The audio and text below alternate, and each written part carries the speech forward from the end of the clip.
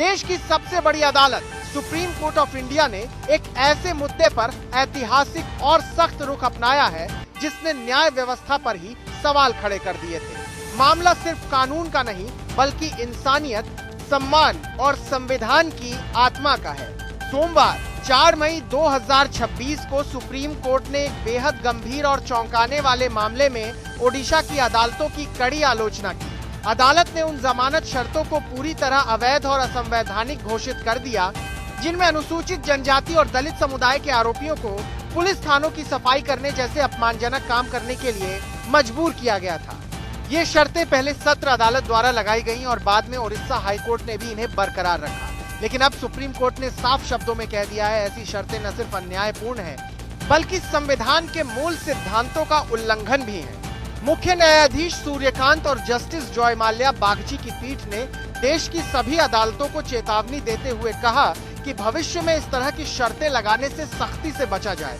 अदालत ने यह भी स्पष्ट किया कि इस तरह के आदेश समाज में गहराई तक जड़े जमाज में चुके जातिगत पूर्वाग्रह को दर्शाते हैं जो एक समान और जाति विहीन समाज के संवैधानिक लक्ष्य को कमजोर करते हैं। दरअसल यह पूरा मामला उस समय सामने आया जब आदिवासी और दलित समुदाय के लोगों ने एक कॉरपोरेट कंपनी द्वारा किए जा रहे भूमि अधिग्रहण के खिलाफ प्रदर्शन किया था।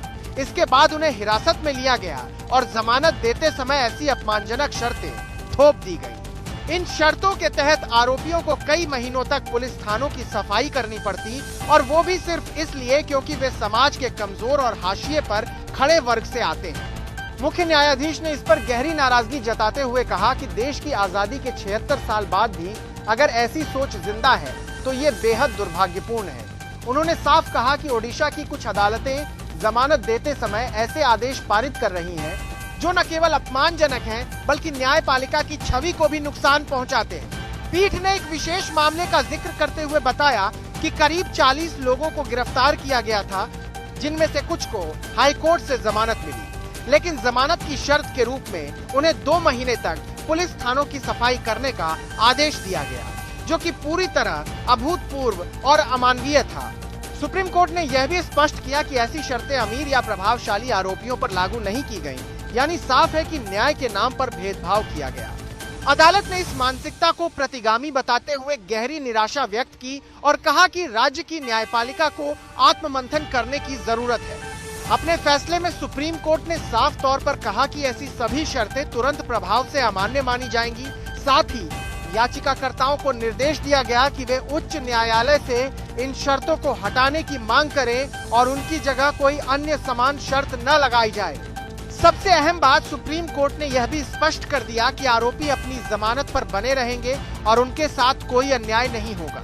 इसके अलावा अदालत ने सुप्रीम कोर्ट की रजिस्ट्री को निर्देश दिया कि इस आदेश की प्रति देश के सभी उच्च न्यायालयों को भेजी जाए ताकि हर न्यायिक अधिकारी को यह स्पष्ट संदेश मिल सके कि जमानत देते समय इस तरह की अपमानजनक और भेदभावपूर्ण शर्तें बिल्कुल भी स्वीकार्य नहीं हैं। साथ ही ओडिशा हाईकोर्ट के रजिस्ट्रार को 4 सप्ताह के भीतर इस आदेश का पालन सुनिश्चित करने का निर्देश भी दिया गया है। तो क्या अब खत्म होगा न्याय के नाम पर भेदभाव? क्या अदालतों में भी समानता का असली मतलब लागू होगा? सुप्रीम कोर्ट का ये फैसला सिर्फ एक आदेश नहीं बल्कि एक चेतावनी है उस सोच के खिलाफ जो आज भी समाज को बांटने की कोशिश करती है।